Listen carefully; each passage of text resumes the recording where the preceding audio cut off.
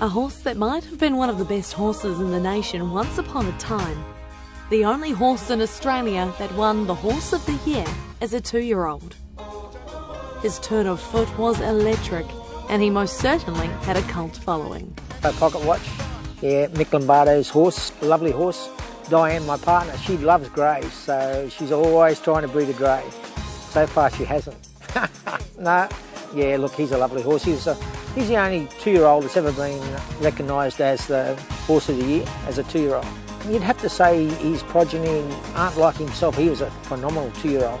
They just seem to get better as they get older. He has a lot of meadow skipper in his line, and that's sort of a trait that they have. As they get older, they get better. I love his stock.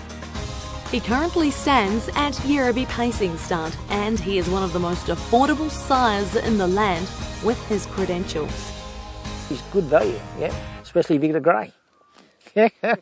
I don't know. I think he sort of got off on the wrong foot. They may have stood him a little bit too dear. Mick Lombardo, I'll tell you that. Actually, he's told me that before, that if he had it over again, he wouldn't do it the same way. Which, in this industry, you don't get too many chances. If you go the wrong way, then it's hard to come back. Look, I don't know why he doesn't get more mares than he does. I love them. You know, they're not easy. There's a bit of work in them, but the end result is you end up with a strong, tough horse. You know, and maybe a grey. Someone who is particularly familiar with the Grey Bullet is his long-standing driver, Gavin Fitzpatrick. The driver behind the reins who steered Lombo Pocket Watch for all those victories. He's best horse I've ever driven. I'd say probably the best horse Dad would have ever trained, and yeah, he gave us a lot of thrills, and really a once-in-a-lifetime horse. Yeah. I think it might have been 16 or 17 in a row, but he travelled. He went to Melbourne, Brisbane, back to Melbourne about 2 or 3 times, so he just went everywhere, and he was as good early in the year as late in the year, so he just had a great constitution, you know, so strong. Gavin was charmed by the horse's speed, a fond memory that has stuck with him for all these years. Something that Gavin believes the horse knew throughout his career.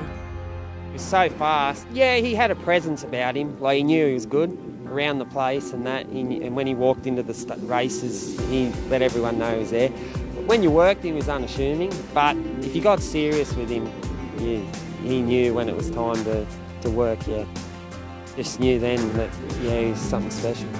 Although Gavin was familiar with all of Lombo's victories, he was taken aback when he recently saw what colour Lombo had transformed into. Something he might have to check out firsthand. No, I haven't. I should do. He's not that far away now, Yirribee. No, I actually saw photos on Facebook and that the other day. Yeah, I can't believe how white he is. But I honestly didn't recognise him. But no, I haven't seen him for years, so probably should pop down and see him.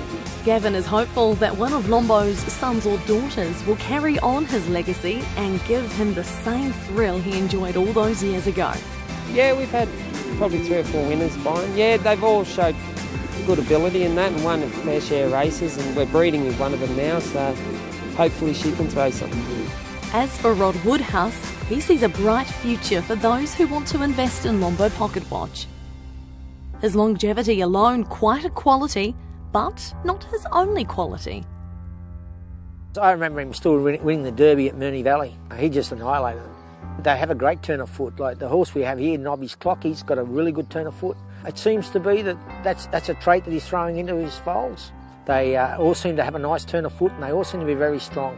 Not all of them get up and go like he did. That could have something to do with the jet lag, his father, throwing those genes back into them, but he was a great horse. Fantastic horse. A grey with longevity, yeah. The tale of Lombo Pocket Watch was dazzling whilst he was on the racetrack. But that was never going to be the end of his story. It appears that he has plenty of time to remind us of the greatness that was and is the Grey Bullet. Yes, a great story there by Cassie.